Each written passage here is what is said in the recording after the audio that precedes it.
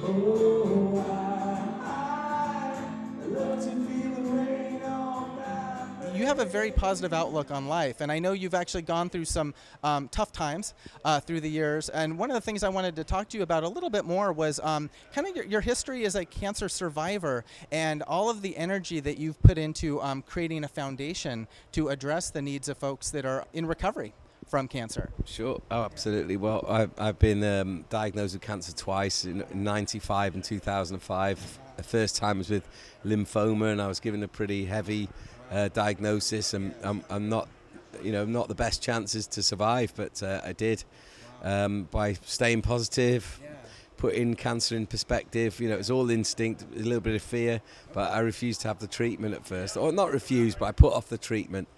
And then I went to a faith healer. I wore green combat fatigues on stage because she told me that green was a healing colour, and I went into a spontaneous remission from that, and I felt it was a miracle. But then 10 years later, I was diagnosed with leukemia, and then I couldn't escape the treatment. I was very ill, and I had to have lots of chemotherapy, and I still do have it twice a month. I've been having bi-monthly chemotherapy since 2005, so it's been a long time. Been living with it, and in the aftermath, I was having chemotherapy in hospital in Wales, and I could see the mountain of Snowdon from the cancer centre window, and I resolved that with the alarm fans, when I got well into some form of remission, I would climb the mountain, take all the fans with me, and we'd support the cancer centre down below, and that then mutated into a cancer charity called Love Hope Strength Foundation, which was set up around the world now, and we do bone marrow drives at rock concerts all over the globe, especially here in America. We do loads from Kenny Chesney and Robert Plant all the way down, and we've found nearly 60,000 matches for people with blood cancer who need a transplant. We found close to 1,000. We're almost at our 1,000th matched in America to potentially save someone's life. So it's been an incredible journey. We've worked with thousands of musicians who've all helped to support what we do. From a lot of the artists you mentioned, Dave Wakelin, the English Beat, Billy Duffy from the Cult, Slim Jim from the Stray Cats, Glenn Tilbrook from Squeeze, and countless others all jumped on board to support what we do. I was going to ask you, Glenn Tilbrook, he's actually somebody that played here at Slow Brew this last year. Amazing. I was so excited to see him. What a legend. And I had read that you, Glenn Tilbrook, Cy from The Fix, who else did we have? Slim Jim Phantom, Nick Harper, some other folks, that you all went on a Mount Everest trek. Is that true? That's right, yeah. In 2007, we climbed to 18,000 feet on Mount Everest and did the then highest concert in the world. And it was filmed by it was screened for television and it's screened here in America on Palladia as Everest Rocks, and that's what really launched our charity into the world's mind.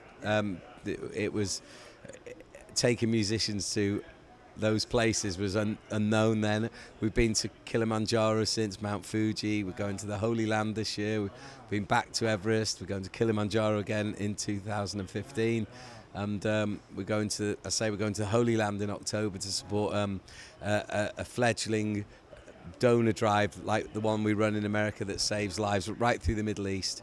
They haven't got much funding, so we're going to hopefully raise some funding, and it's all leading to. I'm going to be speaking at the World Cancer Congress in Melbourne in December on an agenda to unify the way bone marrow donors are collected and the rules surrounding it, because in America we can sign people up to the age of 55. It's a very simple process. It's a cheek swab, and most people think a bone marrow transplant and being the donor is terrible, but it's not anymore. It's an outpatient procedure. It's simple as giving blood. It's virtually painless if you can accept the needle in your arm. It's that simple to be a lifesaver, and in Britain you could only get on the list if you're under 30.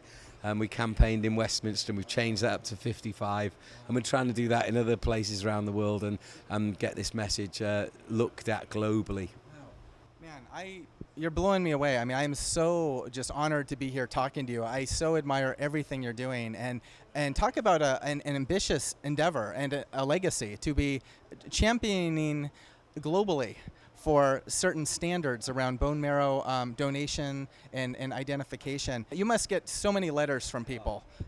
Yeah, it's overwhelming, but and it's only, you know, no one prepares you for cancer in life. You don't carry around a sort of how to deal with cancer booklet in your pocket. When it arrives in your life, it is like a ton of bricks landed on you and the family. I was the same. It can happen to other people.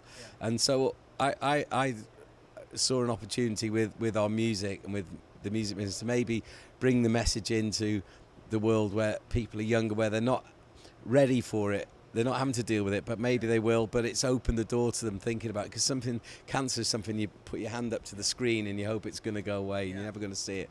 So it's a chance to maybe bring it out in a dare I say cool way, you know. But I would say that yes, if Mike Peters is doing it, it's definitely cool, you know. But, you know, bring it to the table in the same way that musicians have brought Amnesty International and racist issues before, you know, AIDS before that. Here's a chance to talk about cancer in a rock and roll environment where it doesn't belong. Cancer doesn't belong in rock and roll, but we've brought it into the... and been able to let our audience work on the booths with us at gigs, go out and champion us, and you know, we've worked at all sorts of tours all around America to find these people, and it's not just me that's doing it, it's a whole army of volunteers and people who feel engaged with what we're doing and want to help us spread the word. Well, I actually know somebody personally who went to one of your shows and actually got tested to be a donor, and it was a positive match, and I just... It's so inspiring that it's not every day that you go to a rock show and you have the opportunity to have a medical test by the merch booth when you're buying shirts. But talk about what a wonderful legacy when you're going through all these towns and all these countries, to know that you're leaving behind at least an awareness about supporting this cause. And one last question, and I definitely want to give a plug to this, is I want to ask you to maybe tell folks out there how they could get involved, how they can support the Love, Hope, Strength Foundation. Maybe there's a website they can go to where they can donate, et cetera, et cetera. You can get involved in every activity of our charity Love, Hope, Strength Foundation through the website lovehopestrength.org. There's links there to our Facebook page, which is very active, and that's where people engage on a voluntary basis. They come to us to run donor drives at their own bands, concerts, or at their venues, or we desperately need volunteers because we're working all kinds of tours, festivals through the summers, and we need all hands on deck because people really engage with what we do. So lovehopestrength.org is the website. Save a life today.